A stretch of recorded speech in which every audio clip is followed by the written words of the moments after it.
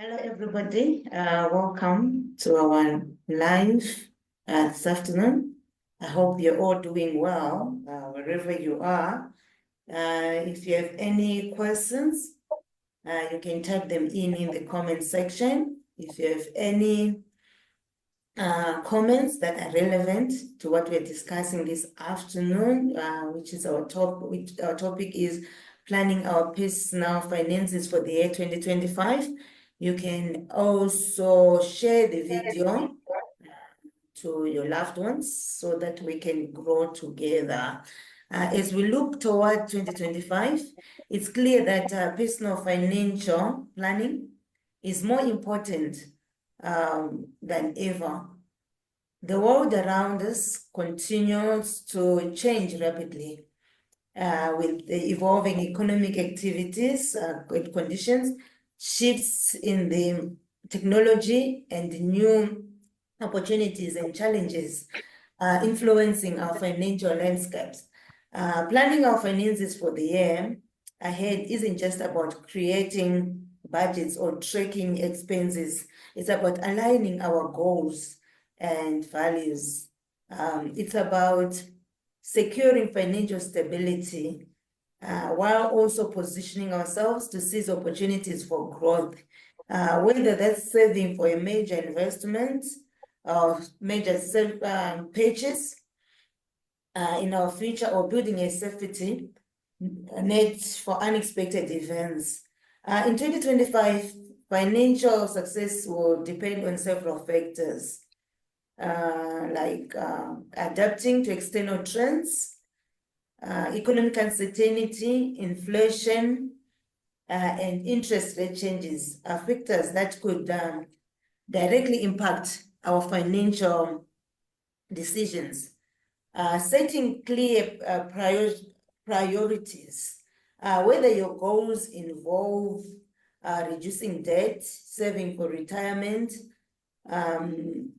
or emergency funds, or funding in education, prioritizing will be critical as we plan for financial personal finances, and also building resilience. During the year, we've been talking about resilience. So whether that's the reason, with uncertainty in mind, having emergency funds. We've spoken a lot about emergency funds on this platform, and a solid risk management strategy is essential to weather unexpected challenges. So today we'll discuss practical strategies for managing our finances in 2025, including setting achievable goals, tracking progress, and staying flexible in the face of change. By the end of the discussion, I hope we'll be empowered and we'll all have clear, actionable plans. Themba, do you have any news from the past week for our viewers? I do have news, Tafazo, but I would want to latch on to what you have said there, Tafazo. I like the 3 bullet points that you have given to our viewers and those that are following us. We're getting to the end of the year. And if there is a better time to review how well you've been executing on your financial plan, this is the time. I think as we go into December, I see so many people have even started preparing for Christmas. But before you even start preparing for Christmas, take some time to plan for 2025. And today's presentation is all about what is it that you can do to start planning for 2025. And Tafazo, I like your 3 bullet points because it summarizes what we're going to talk about. As you plan and as you look ahead, just take those 3 bullet points into account. Number one, you need a flexible plan. If I listen to what economists are saying, and I will reference what the central bank governor in South Africa actually said in this week when he reduced interest rates by 25 basis points. He spoke about an uncertain world. Things can happen. Anything can happen in 2025. There are lots of things that are very, very uncertain. And when you are navigating your way in an uncertain world, you need a very flexible plan. So we are advocates for flexibility in planning. You can't operate with a rigid plan in 2025. So that's the first bullet point there. The second bullet point that Tafazo has spoken about is clarity in terms of your priorities. I think as you enter 2025, it's very important that you are very clear on what is important and what is not important. You're very clear in terms of what is a need and what is a want. You're very clear in terms of what your goals are and how you need to work towards those goals. So clarity in terms of priorities is very, very important. I think in 2025 and beyond, you must prioritize your plan, because if you do not get into the habit of prioritizing your plan, nothing is really going to happen. Tefazo, have you seen how days go by very, very fast? In fact, it looks like only yesterday when we began the year 2025. When I was a young person, in fact, I thought years went by very slowly. But now that I'm growing, I actually think that years are going by very, very fast. And it's like that. As you go, as you age, it will look like time is moving very, very swiftly. And the only way you can navigate your way in a situation where time is moving very fast is to have clarity on your finances. The third bullet point that Tafazo has spoken about is building resilience. You will hear us say it time and time again. Very important to operate with emergency funds. If you have not had the opportunity to create an emergency fund in your financial planning, this is the year to do it. 2025 is the year to do it. We are strong advocates for having an emergency fund, which is at least 3 months worth of your salary or 3 months worth of your budget, 3 to 6 months. You will find it very, very important to do that, and you will thank me for it. Why is it important to build resilience by having those emergency funds? Because when I think about the years that are going to come, I think it will take a single event to upset the market and to create difficulties.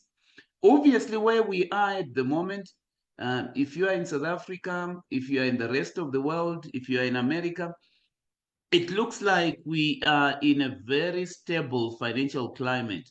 In South Africa, things are turning up for the better, especially with the GNU government. Inflation is under control, interest rates are coming down, and that's sort of the same picture, in the in other countries. In America, the economy is doing well. It may seem like people do not feel that the economy is doing well, but the economy is doing very, very well, in America. And what I'm essentially saying here is it will take one shock event to actually create financial difficulties and setting the stage for people to rethink the whole global financial architecture and rethinking how the world should be run. And that global shock could be any of three things. It could be, number one, a geopolitical conflict, people fighting. It could be default, a sovereign default. When I talk about a sovereign default, I'm essentially talking about a country failing to pay its debts. But it could also be extreme weather, or even, a shock event arising from, technological developments. Any one of those things can actually create a lot of financial difficulties for people, regardless of how we're feeling things may be doing, may be going in the right direction. It's therefore very, very important that you are well positioned for these shocks in the financial markets. It could be even a stock market plunge, precipitated by any of these factors that I have spoken about. And, I hear people talking about all sorts of predictions in terms of where the world is going. And I would not want to venture into that today. But what I would want to really advise you, as far as personal financial planning is concerned, is build resilience in your financial plan. And when I talk about resilience, I'm essentially talking about number one, having a resilient mind, obviously, mindset, but I'm also talking about maintaining your finances with shock absorbers, with buffers, with emergency funds. I think that will be very, very critical for us to do. For all you know, for all you know, the direction of interest rates can actually reverse. And the reversal could be actually precipitated by any one of those things, that I have spoken about. I was listening very closely, as I always do, to the central bank governor in South Africa presenting his monetary policy statement. And and one of the reasons that he actually gave for just cutting interest rates by only 25 basis points instead of, say, 50 basis points was that the world is very uncertain at the moment. And anything can happen, which may result in the policy reversals that we have seen where people have been cutting interest rates. The other thing that we can do to build resilience is paying your debt faster. I think declining interest rates give us an opportunity to reduce our financial risk, by saying that, I mean, it gives us an opportunity to reduce our debts. And so, those are the three bullet points which will guide what we'll be talking about, today. Tafazo, you've asked me to talk about, any news. So the first thing that I have spoken about is that in South Africa, on Thursday, this past Thursday, the Reserve Bank governor cut interest rate by 25 basis points. A number of people, particularly consumers, would have hoped for a bigger cut of 50 basis points, essentially because inflation is under control. But the governor is talking about heightened uncertainty. And I totally agree with him. As I look into the markets, as I look into the future, I think there is heightened uncertainty. There are risks for policy reversals. And so we need to be cautious because the environment is very uncertain. And an uncertain environment calls for caution, which is why interest rates were only reduced by 25 basis points. And one of the things that he said in his statement is that going forward, because of the uncertainty, they are going to make interest rate decisions on a meeting by meeting basis. What does that mean for currencies in Africa? I think you're going to see quite a lot of volatility in currencies. The rand has been very, very volatile, and sometimes it's very difficult to predict the direction of the rand. And my own prediction is that in 2025, currencies are going to be characterized by quite a lot of volatility. I can see a situation where some of these African currencies are being pressurized to float their currencies, and therefore exposing the currencies to all these market shocks that I've been talking about, there. So that's the first thing that I want to talk about. Then the second thing that I want to talk about, Tefadzo, in this past week, I've been reading about quite a lot of articles around fraud and bribery. And the reason why I'm bringing this up to our viewers and those that are following us is that it does not pay to build your wealth on bribes, on fraud, because it's going to catch up with you. And so let me just reference two of the stories that I read in this week. The first story is of an Indian billionaire. His name is Gautam Adani. He's one of Asia's richest, men. He's been charged in America for bribery, or for an alleged bribery scheme, where one of his company is, the allegation is that they attempted to pay a bribe of 50 million or something like that, or something of that order, to the Indian government to get contracts, especially solar contracts. And this guy is a billionaire. He's got a number of companies, but we saw in this week the share price of some of his companies going down.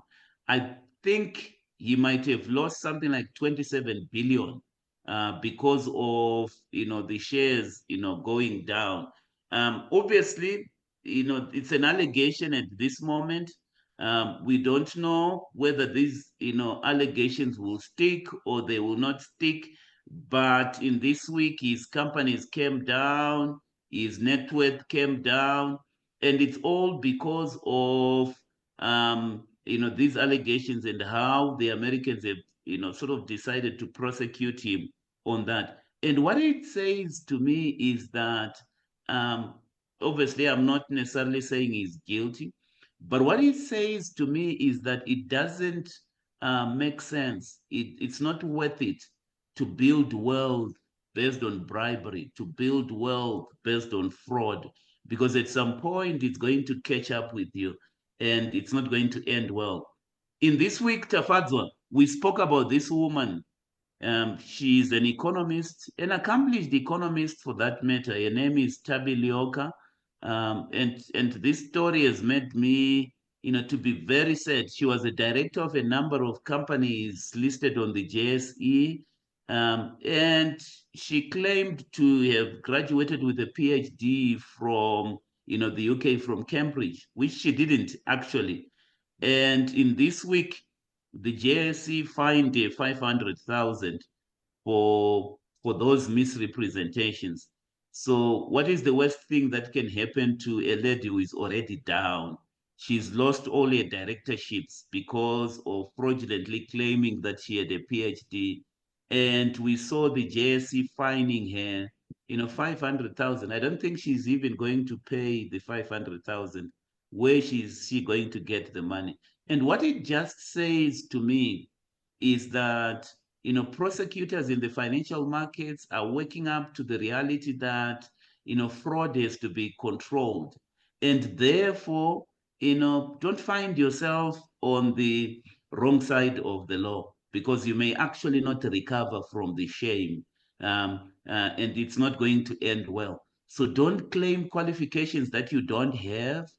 Don't be involved in bribery and corruption. It's not a great way of building wealth, is it? Just build your wealth based on honesty, based on integrity, based on doing things the right way. I think that's the best way to build wealth. And we need to send this message, particularly to young people and those that are starting on their wealth building journey. That's the right way to build wealth. Don't cut any corners. Tafadzwa, as I always do, and this is my last story, as I always do, I watch billionaires, I watch how people are creating wealth, I watch who is going up and who is going down. So I've spoken about this Indian billionaire who's going down. But there is this guy, Elon Musk, Tafadzwa, is the richest person in the world. Since the elections in America, he has gotten richer and richer. In fact, I was looking at his net worth on Friday. I think his net worth hit a record 347 billion, dollars. So his net worth has been going up essentially because, his company Tesla has been going up. I think the share price of Tesla might have gone up by 40% already, in this year, if I'm not mistaken. And one of the reasons why he seems to be getting richer and richer is because of his proximity to Trump, because this is the guy that supported Trump.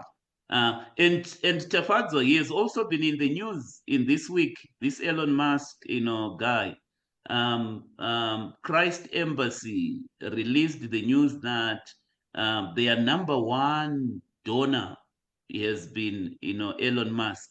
And I heard some of the brothers actually asking, is Elon Musk even a Christian? But that was quite interesting to me. with all the money that he's making, I'm sure he's got, a few millions to spare and support the church.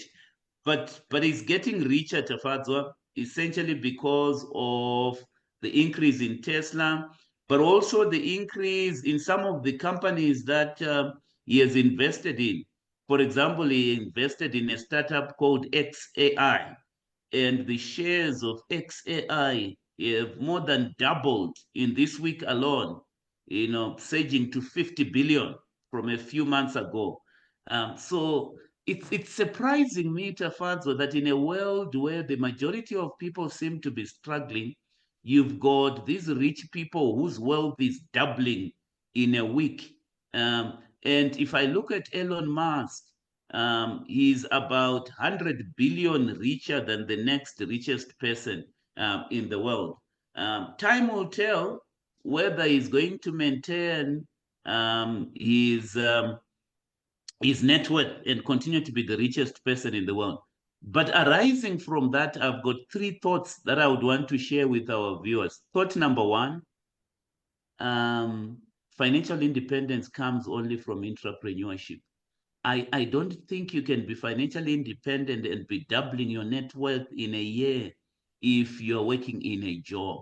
And this is especially important for those that are on a journey of creating wealth. At some point, and this is my challenge to all of us as we get to 2025, think of a project that you can do. Think of a way that you can be involved in terms of diversifying your income stream as part of building the resilience that we've spoken about. Think of an entrepreneurial venture. It could be a sized hustle that you could be involved in as a way of not only building resilience in your finances, but also as a way of doubling your net worth. Tafadzwa, we've made this prediction time and time again. I think the world, as we go beyond 2025, will see high levels of inequality. The rich are going to get richer, and the poor are actually going to get poorer. And the divide between the have-nots and the haves is just going to increase. That gulf is going to increase. I don't want you to be on the wrong side of that gulf, which is why we share some of these strategies that we are sharing. So that's thought number one, Tafazo, that I had. The second thought that I had, and I'm still wrapping my mind around this, Tafazo, I'm still thinking very deeply about it. And this is the thing, does it really pay for a businessman to have close connections to politicians? For Elon Musk, it seems to have paid, seems to really have paid. And I'm actually looking ahead into the future and trying to give advice to people that will create wealth. Should we be advising them that proximity to power, that connections with politicians?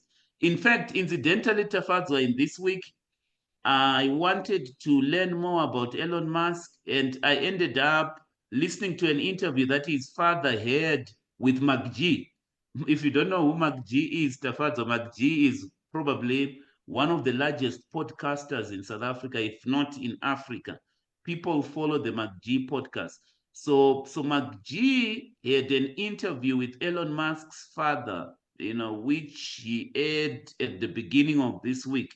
And it was quite interesting to me that only a few years ago, Elon Musk was a Democrat. In fact, because Elon Musk is not necessarily on talking terms with his father. And McG was asking the question, why is Elon Musk not on talking terms with his father?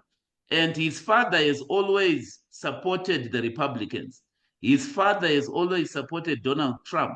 And the reason why they've grown apart is because Elon Musk was upset that his father was supporting Donald Trump. Now Elon Musk is supporting Donald Trump and he has become richer. So look, listen to your fathers. Sometimes your fathers know how you can create wealth. It was also, interesting to me because his father has done very well, for himself. it was quite interesting to me, Tafazo, that part of Elon Musk's success can actually be explained by the fact that he grew in a very entrepreneurial family. The father was an entrepreneur. The father did well for himself. And listening to his father speak, I could almost connect the dots in terms of why Elon Musk has become the richest person in the world. It's because he grew in that world where, entrepreneurship was, the thing. And so for some of you who, I've advised you to embark on an entrepreneurial journey.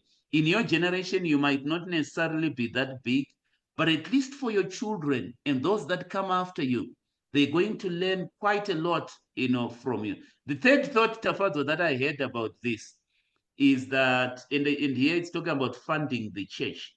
I think if the church is going to make inroads, we need people that have got financial muscle, like Elon Musk.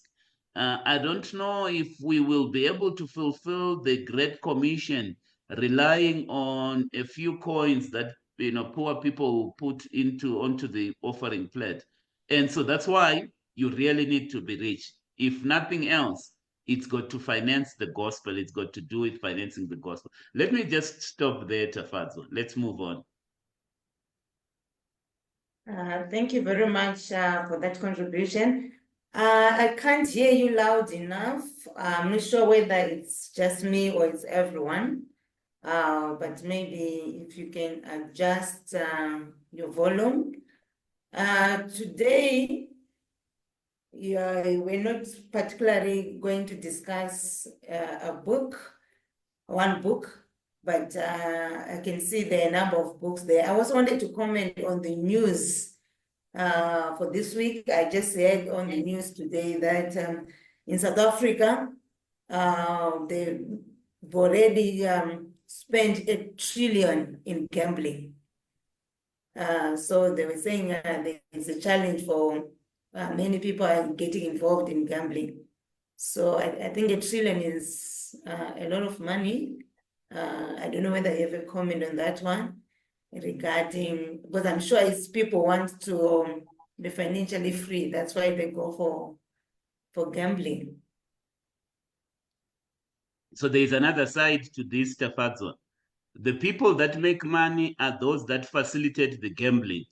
The people that are doing the gambling will not make money. So here is what I always say, Tafazo, and that's my advice to people, especially those that would want to, participate in the lottery or the lotto. You've got a greater chance of being hit by lightning than winning the lotto. So therefore, it's not, worth your while. So I'm not a great fan of gamblers, and I don't advise people to be gambling. If you decide to participate in the gambling field, then start a gambling company and facilitate the gambling. You will make money.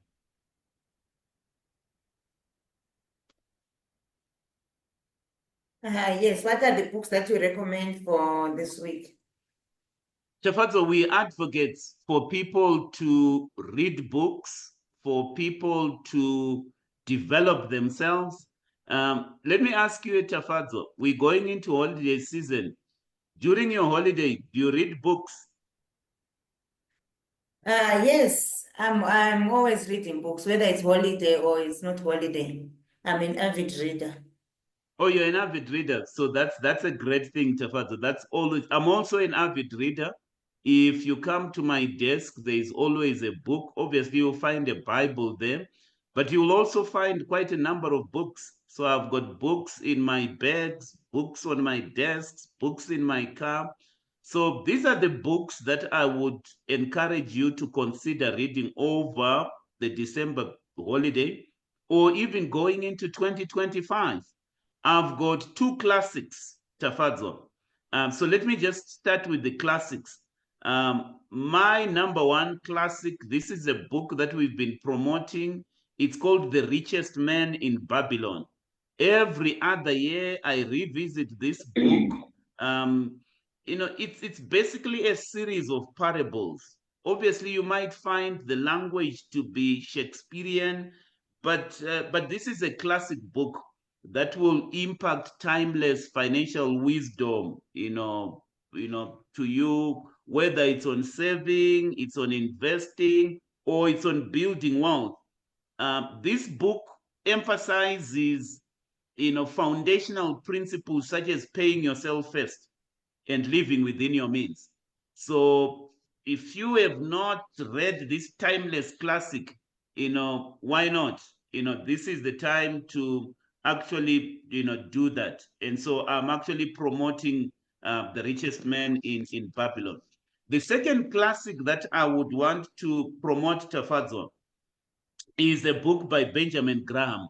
Benjamin Graham is Warren Buffett's mentor. So I promote this book essentially because it's a classic in terms of value investing. So if you want to know about value investing, especially investing on the stock market, this book actually provides in-depth insights into investing strategies and principles. The reason why I like this book is because it emphasizes the discipline of research and understanding market behavior. So that's another classic that I would want to promote there. And then apart from those classics, I would also want to promote a book called The Total Money Makeover by Dave Ramsey. Dave Ramsey is a blogger in finances. He's quite big in terms of personal finances, especially in America. And therefore, I would want to promote his book because of that. I've listened to some of his podcasts, and I think he says quite a lot of helpful stuff, as well. But that book, The Total Money Makeover, is a step-by-step guide, to getting out of debt and building wealth. He talks about baby steps. He emphasizes budgeting, saving, investing in order to achieve financial freedom. So that's why I am recommending that book. There is a book called I'll Teach You to Be Rich by Ramit Sethi. This book it's targeted towards graduates, the people that have started earning money. It's targeted towards newlyweds, the people that are starting on a financial journey as a couple. And in that book, he gives his 6-week program that will help you to learn money management tools, avoid debt, and build wealth. The reason why I like that book is it's practical, it's a guide, and he offers practical advice on how you can automate your finances, and investing. By the way, one of our key advice going into 2025 is automate your debit orders in terms of finances. Go AI in terms of managing your finances. Don't do your finances the old way. The other book that which is the last book, is Your Money or Your Life. It's two authors there, Vicky Robin and Joe Dominguez. The book again offers a 9-step program to transform your relationship with money and achieving financial independence. We are strong advocates for financial independence. We believe that if you manage your money very well, you can be financially independent within 5 years. We are strong advocates of getting out of debt. We are strong advocates of building financial resilience. And we are also strong advocates of aligning your financial management with your own values and your own goals. We are strong advocates of managing your finances based on a structured process. It cannot be random. It cannot be haphazard. It has to be structured. And that's why I like these books.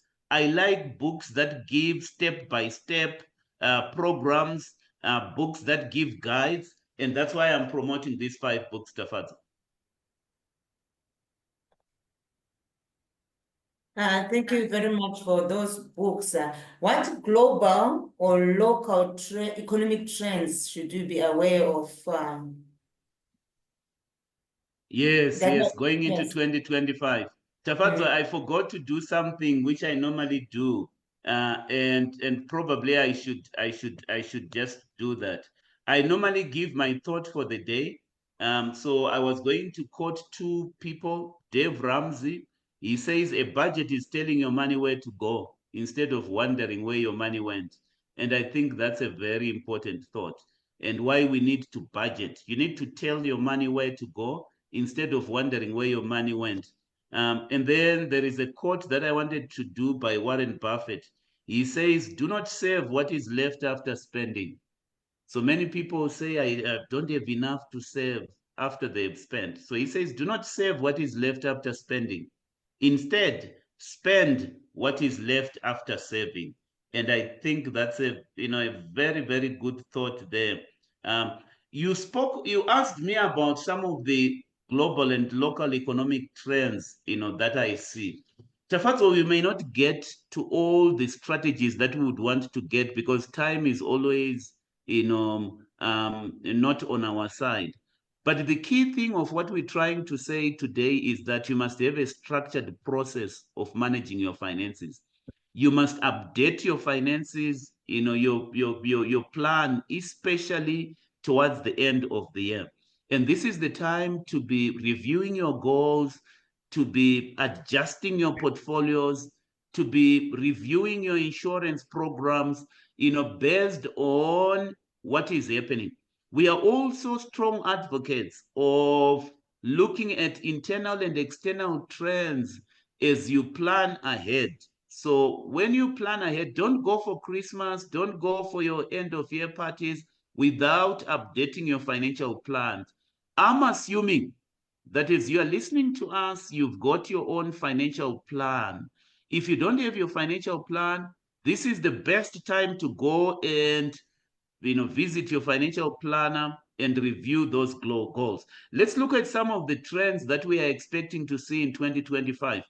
In terms of inflation, I think inflation, barring any unforeseen things, inflation is projected to come down.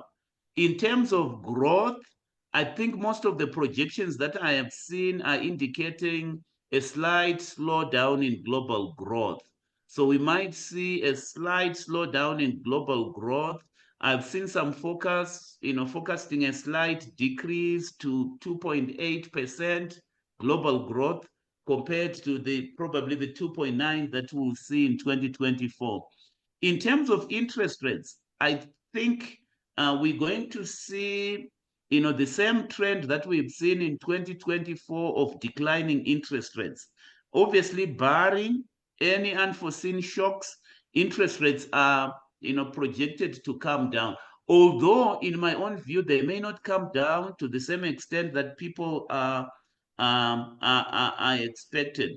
Home prices, I think, will continue to increase, although at a slower pace. So home prices, going to increase. In terms of the labor market, we've seen a trend in recent years of what they're calling the gig economy.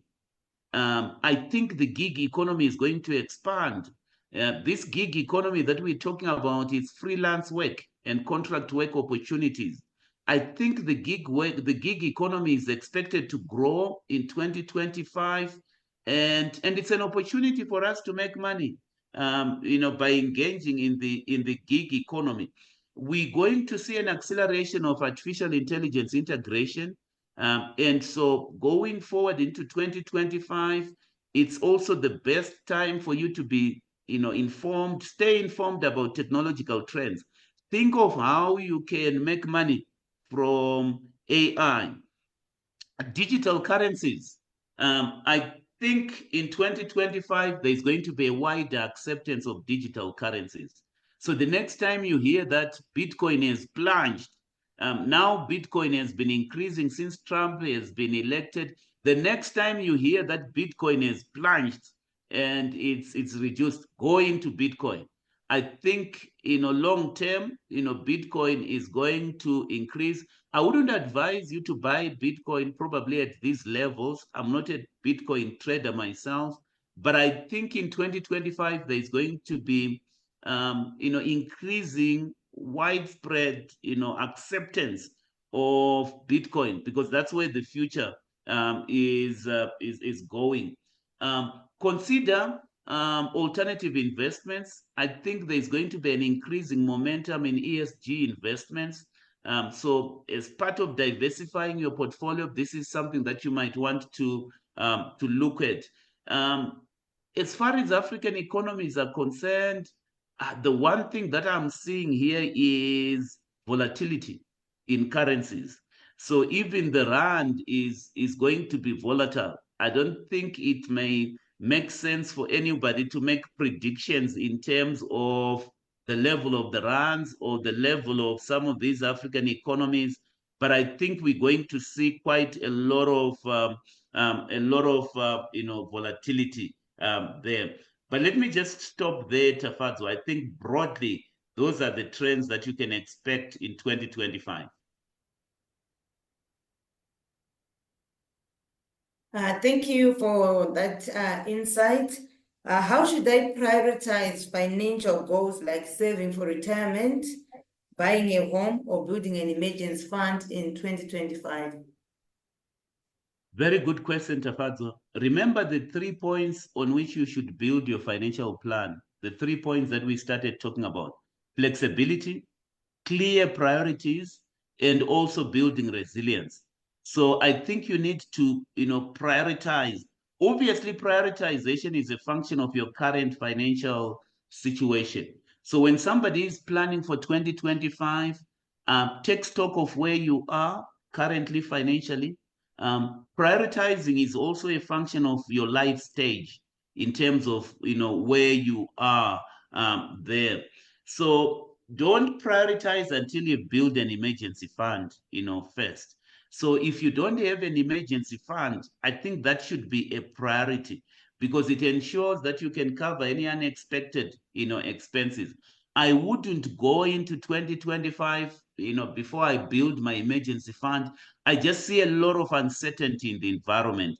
Secondly, it should be a priority to pay off high interest debt, because the direction of interest rates, while these interest rates are going down, who knows, what can happen. So focus on paying off debt, especially your high, interest rate, debt. Then, once you've done those two things, you need to prioritize setting an amount. And in 2025, our advice is of your income, at more than 10% should be prioritized towards, retirement. I would advise you to aim for at least 15% of your monthly income, for retirement. So try to save as much as possible, because that's very, very important, for you to do that. Then I would also advise you to adjust your priorities based on your life stages. So if you are in your 20s or in your 30s, your priorities should be to save aggressively for retirement and to manage debt. Because, obviously, if you're in your 20s and your 30s, time is on your side. So you can be quite aggressive. You can go for your high growth, stocks. If you are in your 40s or 50s, try to eliminate debt. I don't want old people that are still having debt on their balance sheet. If you've got a family, again, prioritize, retirement, prioritize the education of your families. But have a clear allocation, have a clear allocation. Part of the advice that I would want to give to people, especially as far as prioritization and budgeting is concerned, is that I've already given you a percentage, here, at least 10% for your retirement. Doesn't matter at what life stage you are. If you're earning 100 rands, at least 20, and at least 10 rands should be going towards, retirement. right? Obviously, that 10% should be directed towards your emergency fund, first. As you do your budgeting, less than 50% should be for your needs. So just make sure, sometimes we advise people on a 50-30-20 split as a starting point. So 50% is for your needs, 30% is for your wants. Let's just call it discretionary spending. Your wants. I want to go for a movie. I want to go for something. So 50% for your needs, 30% for your wants, and then 20% for your savings and your debt repayment. That's sort of how we must, prioritize. But built-in flexibility in that plan. Revisit your goals, revisit your financial situation, especially as the level of uncertainty increases, Tafazo. So that's all I can say about prioritization. Thank you very much. I was going to ask about budgeting, but I'm not sure. I think you've touched a bit. Maybe I've not exhausted on budgeting, on what budgeting method we should use in 2025, considering the uncertainties like inflation, or how one can strike a balance between cutting discretionary spending and maintaining a good quality of life. Here is the summary, Tafanzo. Obviously, we can talk about budgeting methods. We had a presentation on budgeting methods, and the budgeting method that I prefer is when you come up with a budget that is informed by your long-term plan. So just to go over this again, Tafanzo, and what we are advocating, come up with a 5-year plan first, right? And your 5-year plan should show yourself being financially independent. And we have defined financial independence as being able to generate a passive income which is equal to your monthly expenses, so that you don't worry about, meeting your bills. So that is a 5-year plan. When you budget, and you've got that 5-year plan, I would want you to create let's just call it a monthly budget for the whole of 2025. And that monthly budget should be aligned with your 5-year plan. So the way we are advising you to do this is that as you are crafting your monthly budget, reassess where you are, right? Reassess, start by doing a net worth analysis, in terms of what are your level of assets? What assets do you have? What are your debts? Do you actually have a positive net worth? That's where the starting point, should be. When you start from there, it will actually inform you what your priorities, should be. If you are in a negative net worth position, you owe more than you have in terms of assets, your priority in 2025 should be to reverse that in terms of getting out of debt. It could be asking for debt forgiveness. It could be, paying off debts. It could be increasing your income. So your priorities would, be informed by what your analysis of your current situation, should be. But as you do budgeting in 2025, remember what I have said, 50-30-20. That should be, sort of your guide in terms of how you should be budgeting. 50% for your needs, 30% for your wants, and 20% for your savings and your debt repayment there. But I spoke about being flexible in your budgeting. Just make sure you're flexible. As you go into 2025, because of the uncertainty in the environment, I would want you to strike a balance between your discretionary spending. When we talk about discretionary spending, we're basically talking about your wants. I would want you to strike a balance between your wants and your needs. And, consider cutting your discretionary, spending. And the way you would want to do it is to identify where your money is going, all right? There are some people who spend quite a lot on their hobbies. They spend a lot of things on the things that bring them joy. Limit spending on those things, like unused subscription. Identify where your money is going the most and try to cut those things. Set realistic limits on your discretionary spending. That's what I'm talking about there. Explore low cost alternatives. DSTV, for example, subscription is becoming expensive for so many people. You can explore a low-cost alternative such as Netflix or something like that. Um, or and I would also advise you in 2025 to make use of some of these reward schemes and your cashback schemes that some of these retailers are actually introducing, because that will help you to cut on some of your discretionary expenditures. Tafadzwa, I do quite a lot of flying. And one of the things that I have gotten into the habit of doing, which I will continue doing in 2025, is to maximize my reward points so that I can accumulate a number of flying miles, so to speak. So those are some of the things that we can actually start thinking of, Tafazo. Let's talk investing. How can I build an investment portfolio that aligns with my risk appetite in 2025? I like the fact that you are Tolerance. talking. Yeah. I like the fact, Tafazo, that you are talking about an investment portfolio that is aligned to your risk tolerance. It's something that we've been talking about time and time again. You don't just go investing in 2025. Ask yourself first, what is my risk tolerance? There are people with a low risk tolerance. These are people that prefer stable, low volatile investments.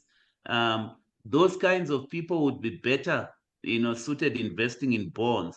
So investing is a function of your risk appetite. And your risk appetite sometimes is broadly a function of your life stage.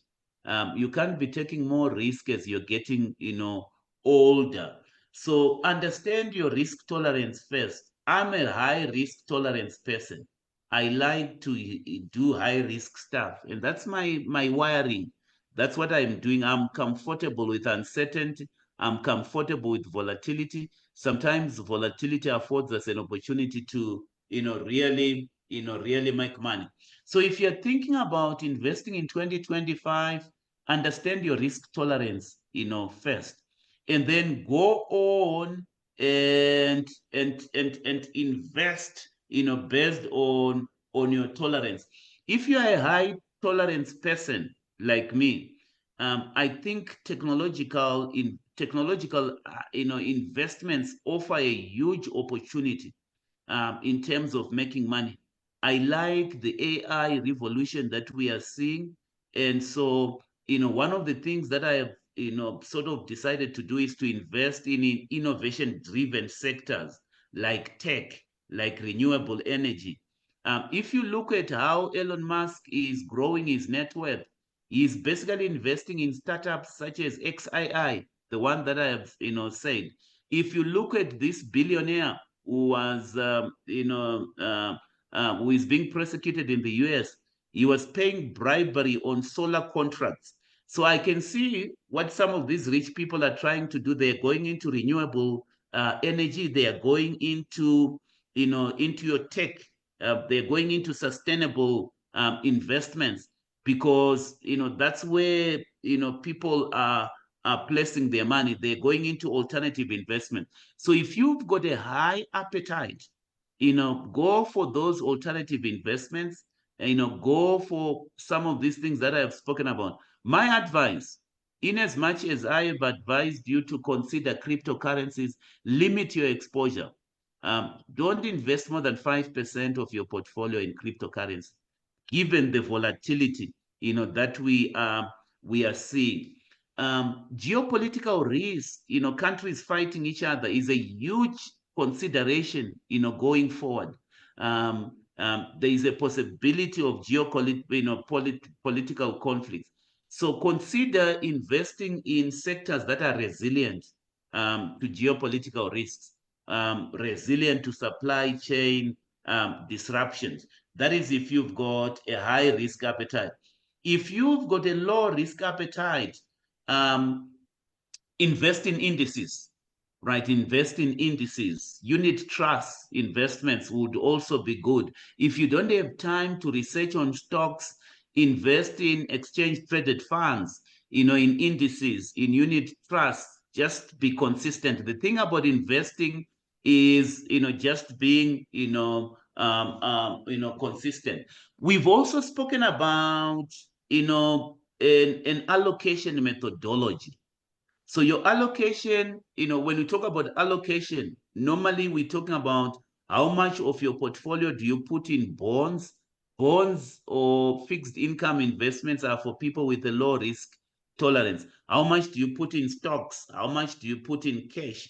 If you are the aggressive person, that I am, a good allocation plan going into 2025 would be, say, 70% in stocks, 20% in alternative investments, and 10% in bonds. That would be a good allocation, sort of, formula. If you're on the conservative side, you've got a low risk appetite, you'd go for 60% bonds or 60% fixed income instruments, 30% stocks, and then maybe 30% cash. That would be sort of your split. But the key thing, and this doesn't apply only to 2025, it applies to even periods beyond 2025. As part of building that resilience, it's about maintaining buffers. It's about diversifying your income streams. I wouldn't want you to go into 2025 without a plan of how to diversify your income streams. And we'll talk about that. Given the geopolitical, geopolitical conflicts that I have spoken about, diversification is very important. Diversify by geography, diversify by sector. It's very, very important, for you to, to do that, Tafadzo. I was going to ask about diversifying income streams, but I hear you saying we'll talk about it. So is this something that we can put to our next presentation? Maybe we can talk about it, we can talk about it, just now, Tafadzo. One of the things that I would really want to advise our audience going into 2025 is building passive income. Building passive income. In an environment where there is a lot of uncertainty, the risk of losing your job is very high. The risk of disruptions in industries is very, very high. So one of the things that I would really advise you is think of, a passive income stream. It could be a rental property. It could be anything. Think of that. That would be number one. Number two, start a side hustle. A side hustle can provide you with additional active income, which you can scale. Remember, I've spoken about the gig economy, where you can do, contract work, where you can do freelancing. You can offer your skills like writing, consulting, even on a number of platforms. There are a number of platforms that have been created. The one that I'm thinking about, which is coming to my mind, is a platform called Upwork, right? You can start a side hustle such as, an e-commerce side hustle, selling products on platforms like Amazon, Shopify. You can start a side hustle in terms of tutoring, right? There are platforms that have been created, VIP Kid, for example. You can start a side hustle, ride sharing, for example. I'm seeing that, your services such as Uber are providing for ride sharing. The other third thing that I would want to say is invest in income generating assets. Whether it's bonds, whether it's real estate investment, trust. You can build an online business. So think of building a digital product in 2025. Create a skills-based income, you've got a skill. Like I have got consulting skills, I can do workshops, I can do seminars, and some of you have got skills. Think of how you can create a skills-based income to generate that additional income. Participate in the gig economy. I would want you to participate in the gig economy. And then network marketing is not dead. Consider generating income through networking, platforms, or some of them call them affiliate marketing. That's a way of diversifying your income. In 2025, think of monetizing your hobbies. In other words, turning your passions into income generating activities. There are people with a passion, say, for photography. You can sell your photos, you can take event bookings. There are people with a hobby for gaming. You can stream games on a number of platforms, including even YouTube. So you can monetize your habits. Think of how you can monetize your passions. You can monetize your hobbies. It just as a way of um of diversifying your income. You can also rent out your physical assets. So if you're sitting on physical assets, it could be vehicles, it could be cameras, it could be, think of renting out and creating an income stream using the assets, that you already have, because that's very, very important. But as you diversify your income streams, I don't care how small you start, start small.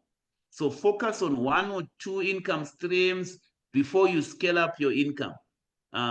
That's the first advice. Number two, leverage on your strengths. You must have strengths that you have. It could be skills, it could be interests that you have. And then number three, automate where you can.